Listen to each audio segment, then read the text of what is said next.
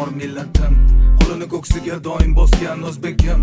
Mani elim, g'ururim, jonim fikrim bo'lsin agar mani kamda har dam. Salomatligi bor oqibatda oxiridagidan moddam. Xotirjam o'zbekim mani millatim, donishmand devonxonam. Bu yerlarni kezdi bo'lib xayol ahli xarobotilar, devonayu mashoyix abdollar, Ibn Sino bobolarim, Hazrati Naqshband darajati ulug'lar, balogardonlar. Teranli koinot sirlarini bilishni istar hamon bu odam zot. Hozirgi kunda ham noayyon pardafon, endi aniqlanayotgan bashoratni bilar edi kim?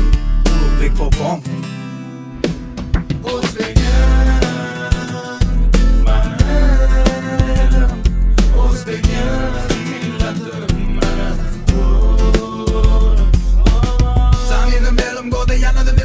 Har tomon to Samarqand, Buxoro, Xiva tomon. Bo'ldim gadoy mani, bo'ldim gadoy mani. Yana bu markazdim dono dunyoning olamida mani.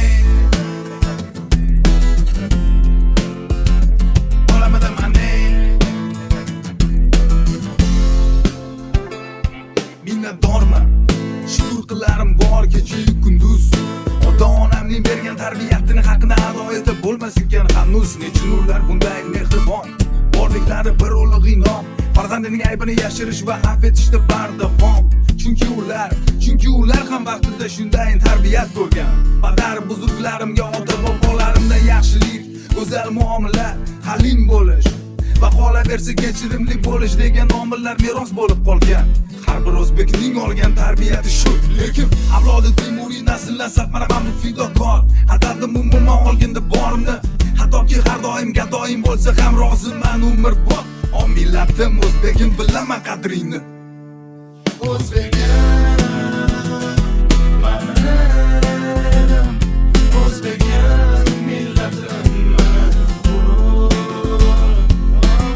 Zaminim elim go'da yanada bepayon, har tomon to Samarqand, Buxoro, Xiva tomon. Bo'ldim gadoy mani, bo'ldim gadoy mani. Yana bu markazdim dono dunyoning olamida mani.